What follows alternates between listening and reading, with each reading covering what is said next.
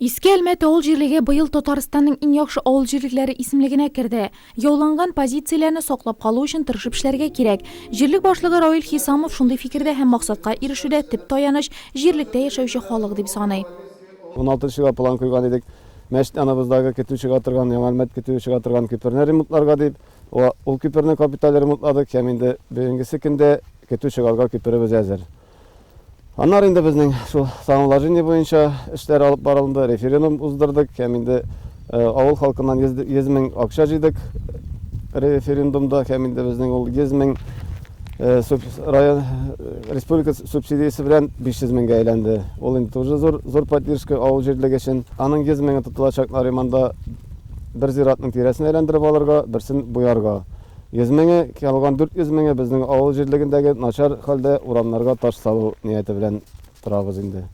Инде 16 елда тагын референдум уздырдык, һәм инде менә 17 елга тагын шулай халык үзләренең изге эшләрен, үзләренең эшләрен, шундай өлешләрен кертерләр дигән теләктә калам. Авылыбызда бер зур эш булды, зур адым булды.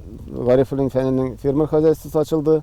Бүгенге көндә безнең авыл аның фирмасында 55 баш савым сыеры һәм унлап кеше эшли.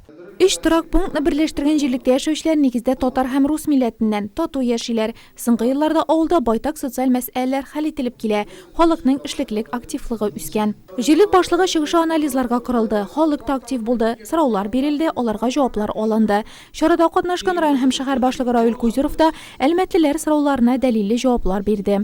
Юл буенча, школа буенча, сулар буенча эшләр дәвам итте. Узган елны Иске Әлмәт авылында әзгенә җитешмәдек без.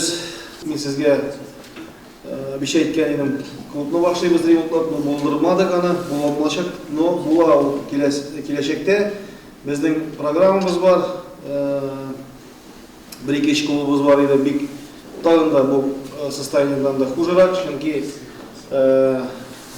дөрес аңлагыз, бер-ике ел эчендә сразу 100% бөтен клубларны ремонтларга бик авыр.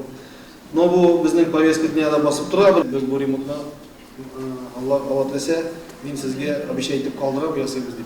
Кады көнкүреш калдыкларын законсыз чүплекләргә ташларга күнеккән авыл халкы Михубырка җәмгыяте вәкиле җиткергән яңалыкны бердәм кабул итте дип булмый. Әмма яңа федераль канун чүп җыела торган андый урыннарны юк итеп, калдыкларны җыюның башка юлын эзләргә мәҗбүр итә. Безгә инде прокуратурада шелтә бирә инде, ТВОларны бетереп, шул инде анарсын чүп-чарны авылдан алып чыгып китәргә шундый планда инде эшләр. Михубырка буенча әле шулай белдерүләр белгерттек инде. Халык инде риза булыр дип торабыз инде. Кычытканлы авыл халкы да гадәти режимда яши. Биредә дә телгә алып сөйләрлек эшләр бар. Авыл җирлеге башлыгы Җәүдәт Нургалиев отчетыннан күренгәнчә, зиратка юл салынган. Агымдагы елда үзара салым акчасына тагын юллар төзү ниятләнә. Урамга яктырткычлар куелган. Елгага бу һәм авыл кешесенең яшәү шартларын яхшыртуга юнәлдерелгән тагын әллә никадәр эшләр планлаштырылды җыенда. Сораулар бирелде, җаваплар алынды. Җыеннарда катнашкан район һәм шәһәр башлыгы Равил Кузеров һәр ике авыл җирлеге халкын районның социаль үсеше күрсәткечләре белән таныштырды. Уртак уңышка зур өлеш керткән авыл халкына рәхмәтен җиткерде. Актив булган өчен без инде шул программаларга таянышып дәвам итәргә тырышабыз сезгә. Үзегезгә мин телим. Исән сау булыгыз, сәламәт булыгыз, бәхетле булыгыз, тынычлык булсын монда. Безгә инде матур итеп бергәләшеп, аңлашып, эшләргә. Җыеннар Яңа Әмзә, Кылбай Мараса, Елаур, Тимерлек, Заречный, Тумба авыл җирлекләрендә дә оешкан төстә узды.